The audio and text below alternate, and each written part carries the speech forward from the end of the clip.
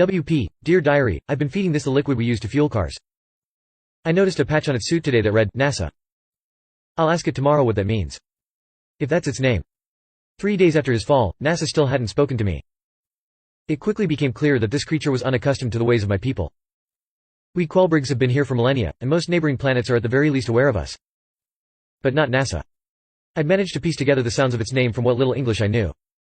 Remnants of the ancient language were peppered across my planet, but I hadn't studied it, or its origins, extensively. The creature appeared perturbed when I called it NASA, but it hadn't given me any alternatives, so there it was.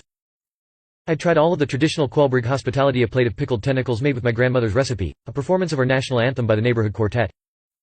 Still nothing. NASA began to draw crowds. Peered outside my plexi dome each morning to find a sea of curious, grey Quellbrig heads trying to catch a glimpse of the creature. For the time being, I'd put NASA up in my guest pod.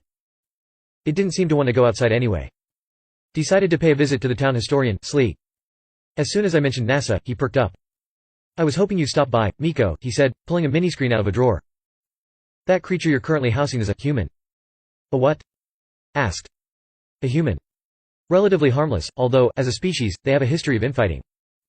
At some point, many millennia ago, there was a mass exodus to other planets. This planet, ours, became inhospitable to them for a number of reasons. I wouldn't ask NASA about it, it was all rather traumatic. But perhaps you can ask him what led him back here. To the planet he once inhabited. How? Asked.